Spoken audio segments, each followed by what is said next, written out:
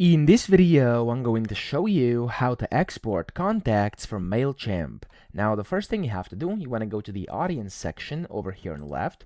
And when you click on that, you want to scroll down, and here you can see your total contacts. Now, you want to go to the top right where it says export audience and click on this button. And then over here, it's going to tell you how many you're going to export. Click on export CSV. And there we go. As you can see, it's going to get in progress. And then whenever it's ready, you'll basically receive an email to your email, of course, with your export. Okay, so in there you'll just be able to basically find your file whenever that's done. Now, depending on how many contacts you have, this could take like a long time or not. So as you can see right now, it already happened for me. So it looks like this. The email is looking like that. I can just go ahead and click on download list data, and it's going to give me the CSV file inside here, inside a zipped folder, just like this. Okay, so I hope this video helped you out. If it did, please subscribe to the channel and help me out as well.